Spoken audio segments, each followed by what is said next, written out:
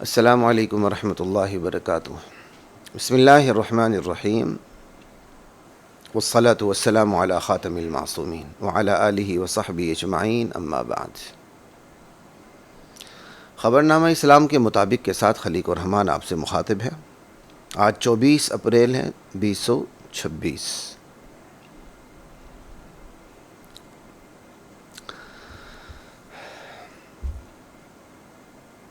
میرے محترم والد رحمہ اللہ تعالی کے شیخ جلالی حضرت شیخ القرآن مولانا غلام اللہ خان رحمہ اللہ کے سب سے چھوٹے صاحبزادے دارالعلوم تعلیم القرآن راجہ بازار راولپنڈی کے محتمم مولانا اشرف علی رحمہ اللہ تعالی کل دوپہر 23 اپریل 2026 کو اپنے خالق حقیقی سے جا ملے۔ انا للہ و انا الیہ راجعون۔ اللہم اغفر لہ وارحمہ وعافہ واعف عنہ، اللہم اغفر لحینا و میتنا آمین۔ ناظرین، مولانا اشرف علی جہاں ایک عظیم ترین مفسر قرآن مجاہد اسلام کے بیٹے تھے، وہاں وہ نوجوانی کے زمانے میں دشمنان صحابہ کے ہاتھوں رتبہ شہادت پر فائز ہونے والے مفتی امان اللہ شہید کے والد محترم بھی تھے۔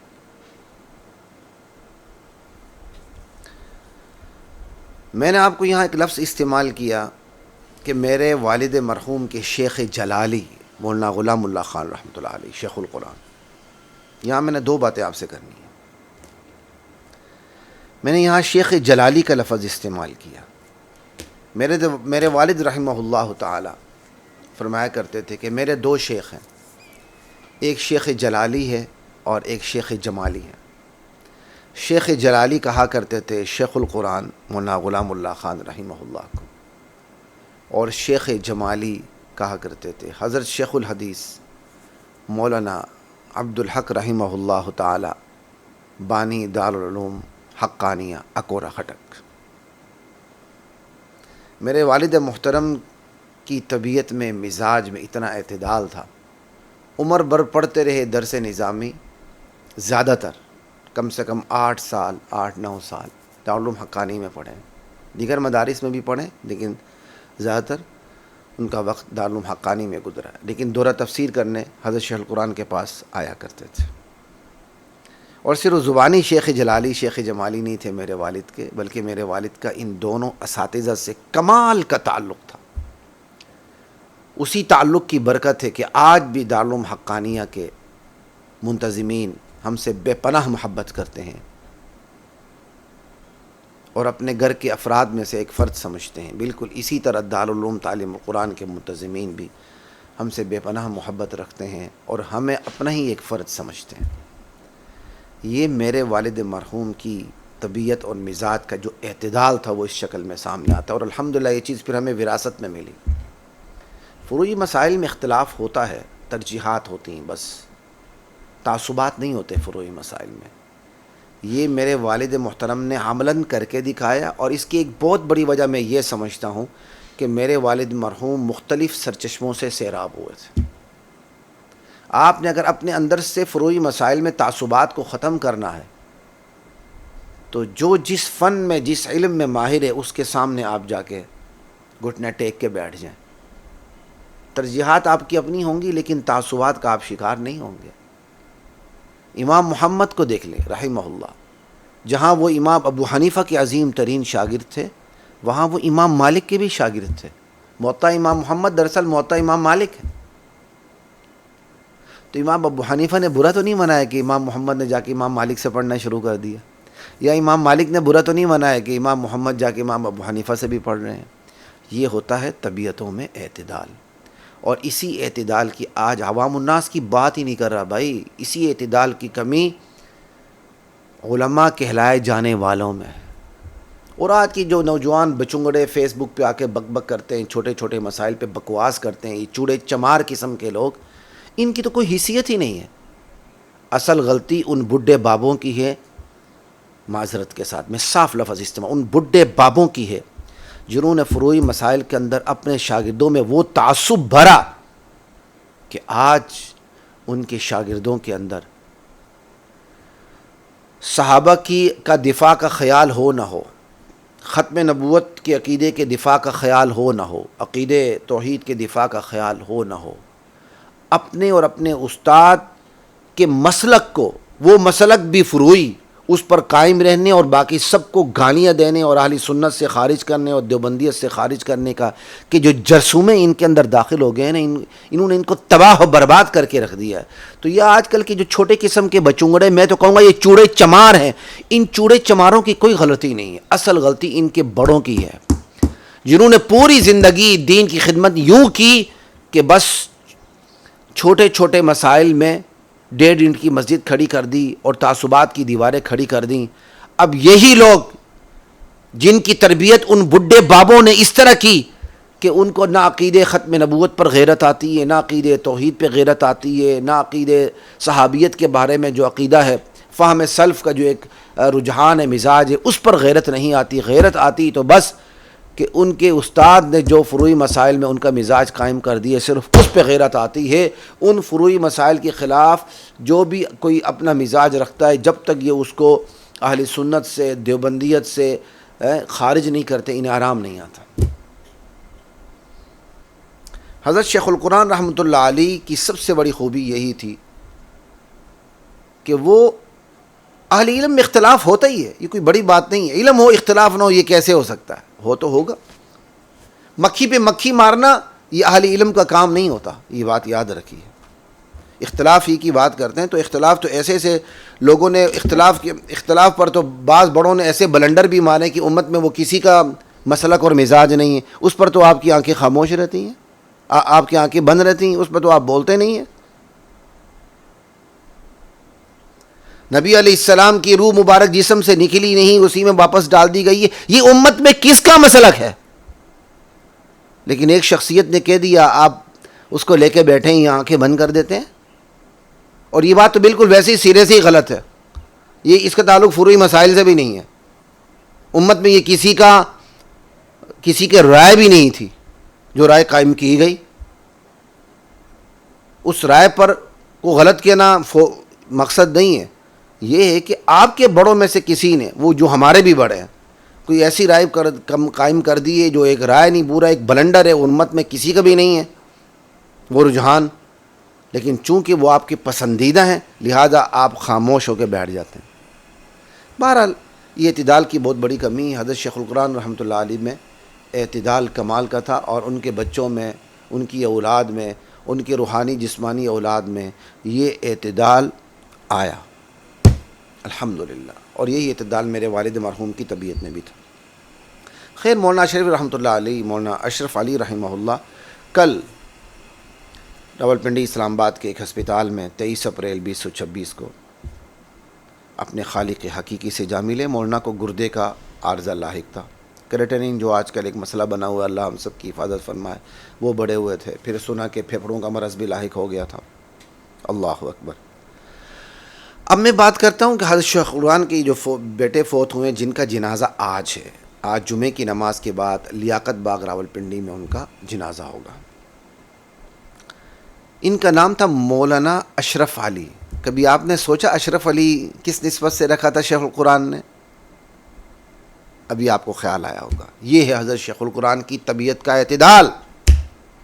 مولانا اشرف علی، حضرت شیخ القرآن مولانا غلام اللہ خان رحمہ اللہ نے ان کا نام مولانا اشرف علی تھانوی رحمہ اللہ کی نسبت سے رکھا تھا۔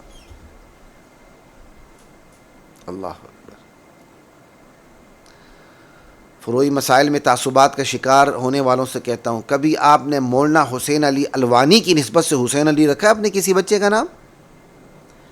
آپ نے حضرت شیخ القرآن کے مجاہدانہ کردار کو سامنے رکھتے ہوئے کبھی اپنے بچے کا نام غلام اللہ خان رکھا؟ لیکن حضرت شیخ القرآن کو دیکھیں، اپنے بچے کا نام مولانا اشرف علی رکھا، مولانا اشرف علی تھانوی رحمہ اللہ کی نسبت سے، اور اسی طرح اپنے ایک بیٹے کا نام حسین علی رکھا۔ وہ بھی عالم تھے، ان کو کچھ مرگی کے دورے پڑتے تھے، وہ بھی فوت ہو چکے ہیں، سنا وہ بہت قابل تھے۔ مولانا حسین علی الوانی جو حضرت شیخ القرآن کے پیر و مرشد سے، جن سے یہ تفسیر کا سلسلہ چلا، تو ان کی نسبت سے حضرت شیخ القرآن نے اپنے ایک بیٹے کا نام مولانا حسین علی رکھا تھا، مولانا حسین علی رحمۃ اللہ علیہ الوانی کی نسبت سے، اور ایک بیٹے کا نام مولانا احسان الحق تھا جو سب سے بڑے بیٹے تھے۔ تینوں بیٹے فوت ہو چکے ہیں، مولانا حسین علی بھی، اور ابھی آخری بیٹے تھے مولانا اشرف علی، یہ بھی فوت ہو چکے ہیں۔ یہ سب سے چھوٹے صاحبزادے تھے حضرت شیخ القرآن رحمہ اللہ کے۔ مولانا اشرف علی اپنے عظیم والد حضرت شیخ القرآن رحمہ اللہ کی طرح مہمان نواز تھے، اصول پسندی تھی مگر عاجزی کا پیکر تھے، یہ ان کی بہت بڑی خوبی تھی۔ اپنا ذاتی واقعہ آپ کو سناتا ہوں، 1997 کی بات ہے۔ مولانا اشرف علی مرحوم اور ان کے شہید صاحبزادے مولانا مفتی امان اللہ کی میزبانی سے میں 1997 میں لطف اندوز ہوتا رہا، وہ بھی حضرت شیخ القرآن رحمۃ اللہ علیہ کے گھر میں مہمان خانے میں۔ اللہ اکبر۔ اس دور میں مفتی امان اللہ طالب علم تھے، ابتدائی درجات کے طالب علم تھے۔ کم و بیش ایک ماہ مولانا اشرف علی صاحب یعنی حضرت شیخ القرآن رحمۃ اللہ علیہ کے گھر میرا قیام رہا، اور مولانا کی میزبانی اور عاجزی کا یہ عالم تھا کہ میرے ساتھ ہی ناشتہ کرتے تھے اور میرے ساتھ ہی کھانا کھاتے تھے۔ اللہ اکبر۔ اپنی طویل بیماری کے باوجود میری والدہ محترمہ مرحومہ جو ابھی 15 فروری کو رمضان سے 2-3 دن پہلے فوت ہوئیں، مولانا نے براہ راست فون کر کے مجھ سے تعزیت کی۔ میں مولانا کی محبتوں کا ہمیشہ مقروض رہوں گا۔ جب بھی مولانا سے میری ملاقات ہوتی محبتیں نچھاور کرتے۔ 1997 میں جب ہر طرف دشمنان صحابہ کی دہشت گردانہ کارروائیوں کی وجہ سے مساجد میں دوران نماز حملے ہوا کرتے تھے، تو ہمارا جامعہ بھی اس حملے کا شکار ہوا، اور مغرب کی نماز میں 10 نمازی شہید ہوئے، 9 موقع پر شہید ہوئے، اور ایک دن ہسپتال میں ایک مریض ایک دن کے بعد شہید ہوئے۔ الحمدللہ میں بھی اس نماز مغرب کا غازی ہوں۔ میں اس نماز مغرب میں جہاں گولیوں کی بوچھاڑ تھی، اللہ تعالیٰ نے مجھے بھی بچایا، میرے مرحوم والد کو بھی بچایا تھا، وہ بھی اس نماز میں تھا۔ میں اس نماز مغرب کا غازی ہوں، اور اللہ سے شہادت کا طلبگار ہوں کہ اللہ طویل نیک عمری نصیب فرمائے، اور جب موت آئے تو شہادت کی موت اللہ نصیب فرمائے، شہادت کی موت بھی نصیب فرمائے، شہادت کی زندگی بھی نصیب فرمائے۔ قرآن کریم نے شہادت کو موت بھی کہا ہے، شہادت کو زندگی بھی کہا ہے، ٹھیک ہے۔ بہرحال یہ جو ہمارے ہاں مدرسے میں 10 نمازی شہید ہوئے، اس واقعے کے بعد مولانا اشرف علی صاحب دبئی میں تھے، تو دبئی سے جب پاکستان آئے تو سیدھے ہمارے پاس تعزیت کے لیے پہنچے۔ پھر وہ مجھے اپنے گاڑی میں مشورے کے بعد اپنی گاڑی میں اپنے گھر مجھے راولپنڈی لے آئے، جہاں کم و بیش میرا 1 ماہ قیام رہا۔ پھر اس کے بعد میں عالمی مقابلہ تفسیر قرآن حفظ قرآن جو سالانہ ہوتا ہے، جو اس کی سب سے بڑی کیٹیگری ہے، وہ ہے اس میں قرآن کی تفسیر بھی، اور پورے قرآن کریم کا جو حدر ہے اس کا بھی امتحان ہوتا ہے۔ تو چونکہ نیشنل لیول پہ میری پہلی پوزیشن تھی تفسیر قرآن میں پاکستان میں 1997 میں، تو میری سلیکشن ہوئی تھی ایران کے لیے، ایران کے عالمی مقابلے میں، تو ایرانی حکومت نے میرا نام ریجیکٹ کر دیا، مجھے یہاں سے اجازت نہیں ملی ایران جانے کی۔ اللہ اکبر۔ میں اس پر بھی اللہ کے شکر ادا کرتا ہوں، حالانکہ کوئی اس وقت میری کوئی ایسی عملی زندگی بھی نہیں تھی، لیکن ایران نے مجھے ریجیکٹ کر دیا، اور اللہ تعالیٰ نے میری سلیکشن کر دی سعودیہ کے عالمی مقابلے میں۔ ان نازک حالات میں جب ہمارے جامعہ میں فائرنگ ہوئی، 10 آدمی شہید ہوئے تھے، پھر میں 1 مہینہ حضرت شیخ القرآن رحمۃ اللہ علیہ کے گھر پہ مہمان رہا، پھر اس کے بعد میں عالمی مقابلہ تفسیر قرآن میں شرکت کرنے کے لیے شاہی مہمان بن کے اللہ تعالیٰ نے مجھے حرمین شریفین جانے کی توفیق عطا فرمائی الحمدللہ۔ اس دور کی محبت اور میزبانی جو مولانا اشرف علی مرحوم نے کی، میرے دل میں ہمیشہ کے لیے گر کر گئی۔ اللہ ان کو اپنی جوار رحمت میں جگہ عطا فرمائے۔ اپنے مرحوم والد حضرت شیخ القرآن، اپنی مرحوم والدہ، اور اپنے مرحوم بھائی مولانا احسان الحق، اور اپنے مرحوم بھائی مولانا حسین علی مرحوم سے بھی عالم برزخ میں ملاقات کی نصیب فرمائے۔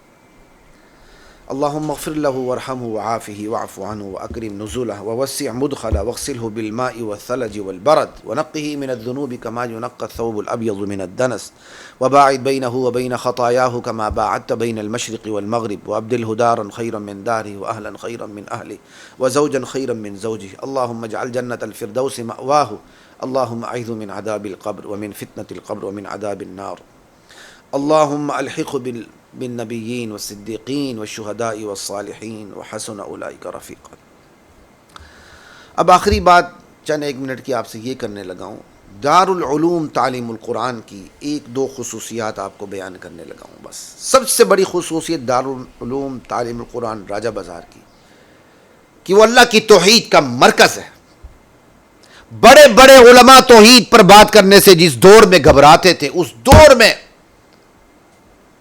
نبوی سنت کو زندہ کرتے ہوئے فاصدع بما تؤمر واعرض عن المشرکین یا ایھا الرسول بلغ ما انزل الیک من ربک وان لم تفعل فما بلغت رسالتہ واللہ یعصمک من الناس۔ اللہ اکبر۔ نبوی سنت کو زندہ کرتے ہوئے، اللہ کا سہارا لیتے ہوئے دارالعلوم تعلیم القرآن توحید کا مرکز بنا، اور کلیدی کردار اسباب کی دنیا میں حضرت شیخ القرآن مولانا غلام اللہ خان رحمہ اللہ کا تھا۔ آج دل آزاری کے ہتھیار کو استعمال کرتے ہوئے دل آزاری ہوگی یہ کہہ کر بڑے بڑے شیوخ، بڑے بڑے پیر، بڑے بڑے علماء، بڑے بڑے مفتیان وقت اللہ کی توحید کو بیان نہیں کرتے، چشم پوشی سے کام لیتے ہیں، مداہنت سے کام لیتے ہیں، آج بھی لیتے ہیں، آج سے 50 سال تو پہلے تو بہت زیادہ لیتے تھے۔ ایسے دور میں حضرت شیخ قرآن نے توحید کا علم بلند کیا۔ دارالعلوم تعلیم القرآن کی سب سے بڑی خصوصیت یہ ہے کہ وہ توحید کا مرکز تھا، ہے اور تا قیامت تا ابد رہے گا انشاءاللہ۔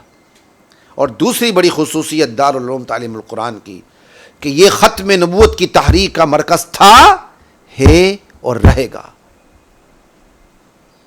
جس پارلیمنٹ نے، جس میں علماء نے جا کر مفتی محمود صاحب رحمہ اللہ کی قیادت میں پارلیمنٹ میں قانونی جنگ لڑ کے قادیانیوں کو کافر قرار دلوا کر قانون بنایا، اس کا آخری اجلاس بھی دارالعلوم تعلیم القرآن میں ہوا تھا۔ وہاں سے ناشتہ کرنے کے بعد، کھا پینے کے بعد، شاید ناشتہ ہی کرنے کے بعد، یہ پھر ہمارے عظیم علماء پارلیمنٹ میں پہنچے تھے۔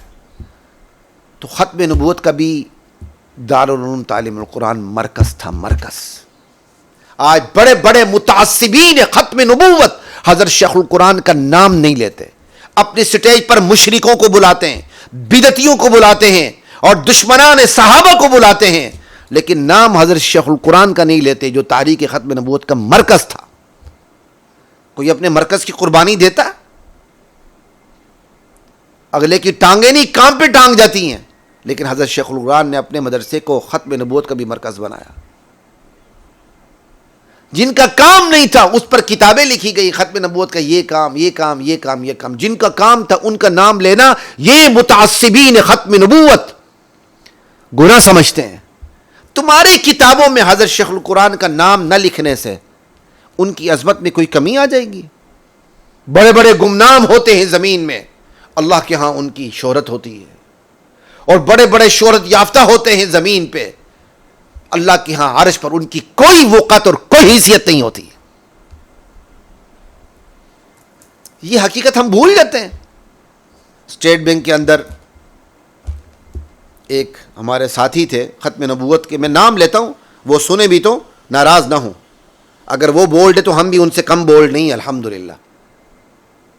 وہ میرے پیچھے جمعہ پڑھتے رہے، ان کا حیاتی مماتیت کے حوالے سے تعصب بھی کم ہوا، جو میرا حسن ظن ہے۔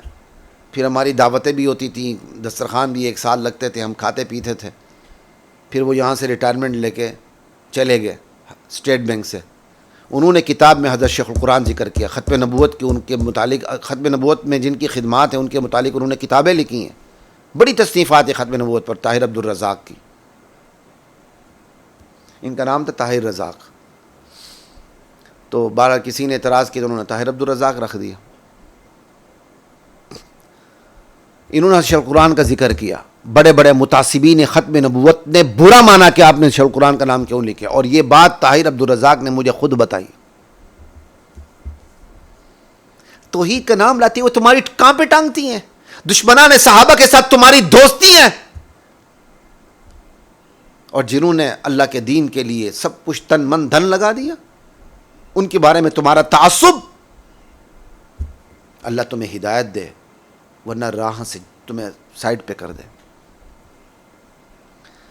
یہ تھی دارالعلوم تعلیم القرآن کی دوسری بڑی خصوصیت کہ ختم نبوت کا مرکز. اور تیسری بڑی خصوصیت تعلیم القرآن کے مرکز کی، یہ دفاع صحابہ کا مرکز تھا، ہے اور رہے گا تا قیامت انشاءاللہ. اور دفاع صحابہ میں مولانا حق نواز شہید رحمۃ اللہ علیہ بھی دارالعلوم تعلیم القرآن کو اپنا مرکز سمجھتے تھے. غالباً ان کی کوئی تقریر بھی ہے کہ ہائے میں یتیم ہوں، حضرت شیخ قرآن ہوتے تو میں آج یوں یتیم نہ ہوتا. اس قسم کے کوئی الفاظ بھی ہیں حضرت مولانا حق نواز جنگوی شہید رحمۃ اللہ علیہ کے. دارالعلوم تعلیم القرآن دفاع صحابہ کا مرکز، اور اسی پاداش میں دارالعلوم تعلیم القرآن پر چند سال پہلے دشمنان صحابہ نے منظم حملہ کیا 10 محرم کو، طلبہ شہید ہوئے. وہ ایک الگ دکھتی بری کہانی مولانا اشرف علی رحمۃ اللہ علیہ نے وہ کہانی مجھے خود سنائی کہ بعض دیوبندی مولویوں کے ذریعے بھی مجھ پر دباؤ ڈالا گیا کہ آپ فلاں فلاں نام نکال دیں FIR سے. یہ مولانا اشرف علی نے مجھے خود بتائی ہے. اور جن کے ذریعے پیشکشیں کی گئیں یا دباؤ ڈالا گیا وہ بعض لوگ آج بھی زندہ ہیں. لا الہ الا اللہ. اور دفاع صحابہ کے بارے میں دارالعلوم تعلیم القرآن نے وہ قربانیاں دیں کہ حضرت شیخ القرآن رحمۃ اللہ علیہ کے پوتے اور مولانا اشرف علی صاحب جن کا آج نماز جمعہ کے بعد جنازہ ہے، دارالعلوم تعلیم القرآن پہ جب حملہ ہوا اسے کچھ ہی دنوں کے بعد، عرصے بعد، مفتی امان اللہ کی شہادت ہوگی. دشمنان صحابہ نے، دہشت گردوں نے حملہ کر کے انہیں شہید کر دیا. یہ قربانیاں ہیں دارالعلوم تعلیم القرآن کی. تیسری بڑی خصوصیت دارالعلوم تعلیم القرآن کی کہ یہ دفاع صحابہ کا مرکز. اس نے کوئی یہ نہیں دیکھا کہ صحابہ کی دفاع میں کون ان کے مرکز میں آ رہا ہے. سب کو انہوں نے ویلکم کیا، اپنی آنکھوں پہ، اپنے سر پہ بٹھایا. اور چوتھی بڑی خصوصیت دارالعلوم تعلیم القرآن کی، یہ وقت کے جابر حکمرانوں اور طاغوتی قوتوں کے خلاف ہمیشہ مرکز رہا ہے. حضرت شیخ القرآن ایوب کے دور میں بھی انہوں نے جیل کاٹی، بھٹو کے دور میں بھی جیل کاٹی، یہاں تک کہ ضیاء-الحق، شہید ضیاء-الحق، یہ ان کے معتقد تھے حضرت شیخ القرآن کے. شہید ضیاء-الحق کے دور میں بھی حضرت شیخ القرآن نے جیل کاٹی. میرے والد صاحب مرحوم رحمہ اللہ کے ساتھ بھی بڑے واقعات ہیں. ایک دفعہ انہیں گرفتار ہونا تھا، حضرت شیخ القرآن گاڑی کے پیچھے بیٹھے ہوتے. کتاب میں اس کا ذکر بھی ہے. میرے والد صاحب کہیں اس کا ذکر کم ہی کرتے تھے، مجلس میں کرتے تھے، زیادہ اس کو بیان نہیں کرتے تھے. حضرت شیخ القرآن کی گرفتاری کے آرڈر تھے اور میرے والد صاحب ٹیکسی پہ پیچھے آگے بیٹھے ہوئے تھے، حضرت شیخ القرآن ٹیکسی پہ پیچھے لیٹے ہوئے تھے. چونکہ ہم بالکل بچے تھے، پھر جہلم میں آ کے حضرت شیخ القرآن رحمۃ اللہ علیہ نے والد صاحب کو جبراً زبردستی حکم دے کے لاہور روانہ کر دیا کہ اب آپ جائیں، آپ کے بچے بالکل چھوٹے ہیں، آپ اپنے بچوں کے پاس اس وقت چلے جائیں. لا الہ الا اللہ. تو دارالعلوم تعلیم القرآن کی چوتھی بڑی خصوصیت یہ جابر حکمرانوں اور طاغوتی قوتوں کے خلاف مرکز تھا، ہے اور رہے گا تا قیامت انشاءاللہ. اللہ تعالیٰ دارالعلوم تعلیم القرآن کی اس خصوصیت کو تا قیامت برقرار رکھے. اللہ اکبر. اور پانچویں بڑی خصوصیت دارالعلوم تعلیم القرآن کی کہ اس نے اختلافی، باہمی فروعی اختلافی مسائل میں ہمیشہ اعتدال کا رویہ اور منہج رکھا، اپنی ترجیحات کو برقرار رکھتے ہوئے. یہ بات یاد رکھیں، اعتدال کا مطلب یہ نہیں ہوتا آپ اپنی ترجیحات کی چھٹی کروا دیں. نہیں مانتے ہم نبی علیہ السلام کی دنیاوی حیات، اور اس میں نبی علیہ السلام کا ہم رتبہ کم سمجھتے ہیں کہ آپ کی حیات کو دنیاوی حیات کہا جائے. دنیاوی حیات اللہ کے نبی کی گزر گئی. اس وقت جو حیات ہے نبی علیہ السلام کی وہ برزخی جنتی حیات ہے. یہ ترجیحات رہیں گی اور تا قیامت رہیں گی. مہا دنیاوی حیات کے نا تو یہ غالباً مفتی شفیع صاحب رحمۃ اللہ علیہ نے بھی اس کو بیوقوفی کہا ہے. المحند علی المفند کو عقیدے کی کتاب بنا لیا گیا. حیات دنیاویہ کو دنیا کیسی کر دیا گیا. یہ قرآن کی آیت ہے کہ آپ دنیا کیسی کر رہے ہیں اس کو درست کرنے کے لیے. میں تو کہتا ہوں المحند علی المفند کی یہ عبارت حیات دنیاویہ سرے سے غلط ہے.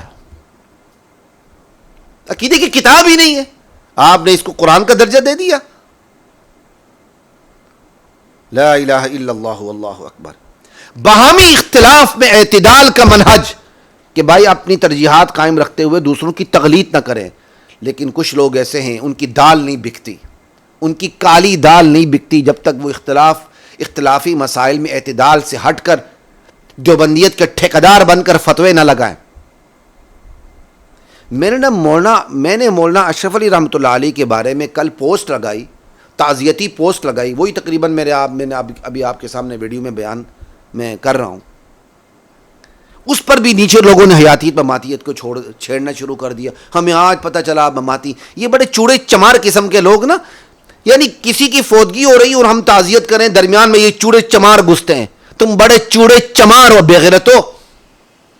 تم اپنے ایک گلاس قارورہ ڈال کے اس کے اندر ڈبکیاں لگاؤ، تمہاری کوئی حیثیت نہیں. تم بڑے بے غیرت ہو. امت جا رہی ہے، فتنوں کے گھڑوں میں گر رہی ہے اور تمہیں حیات ممات کی پڑی ہوئی ہے. تم چوڑے چمار ہو، تمہاری کوئی اوقات نہیں دلیل کی دنیا میں. تم دلیل کی دنیا میں یتیم ہو، یتیم. تم یتیم الدلیل ہو، تمہاری کوئی حیثیت نہیں. لا الہ الا اللہ واللہ اکبر. کم سے کم نفس کا محاسبہ بھی کریں. جو مدیت کے ٹھیکیدار بنتے ہوئے، مماتیت کے فتوے لگاتے ہوئے، اپنے نفس کا محاسبہ کی بھی کریں. آپ نے توحید کی کتنی خدمت کی ہے، آپ نے ختم نبوت کی خدمت کتنی کی ہے، آپ نے دفاع صحابہ کے حوالے سے آپ نے خدمت کیا کی ہے. غلطی تمہارے نہیں ہے، تمہارے ان بڈھے بابوں کی ہے جنہوں نے تمہیں عقیدے توحید پہ غیرت نہیں سکھائی، عقیدے ختم نبوت پہ غیرت نہیں سکھائی، صحابہ کے بارے میں جو دفاع ہے اور جو عقیدہ اس پر غیرت نہیں سکھائی. تمہیں غیرت سکھائی تو یہی تمہیں غیرت سکھائی. یہ حیاتیت مماتیت، حضور کی زندگی کو دنیاوی حیات کہنا ہے بس، اور کچھ بھی نہیں. مردے سنتے ہیں سارے سنتے ہیں جواب دیتے ہیں. اس پر غیرت دکھاؤ، جو اس پر نہیں ہے وہ اسلام سے ہی خارج ہے. بس تمہارے بڈھے بابوں نے تمہیں یہ سکھائی اور تمہیں اور کچھ بھی نہیں آتا. اصل غلطی تمہاری نہیں، تمہارے بڑوں کی ہے. جہاں تک بات ہے باہمی اختلاف کی، میں اسے کل بھی تسلیم کرتا تھا، میں اسے آج بھی تسلیم کرتا ہوں. یہ جو فتوے لگانے والوں کو تو پتہ ہی نہیں کہ سما کا اصل اختلاف کیا ہے. سماع موتا میں اصل اختلاف سماع فی الجملہ میں ہے. اگر سماع فی الجملہ کی سمجھ نہیں آتی، جا کے اپنے استادوں سے سمجھو. یہ کوئی اختلاف نہیں. ہر مردہ ہر وقت سنتا ہے اور جواب دیتا ہے. خدا کی قسم یہ تو مشرکانہ عقیدہ ہے. یہ تو کوئی اختلافی مسئلہ نہیں ہے.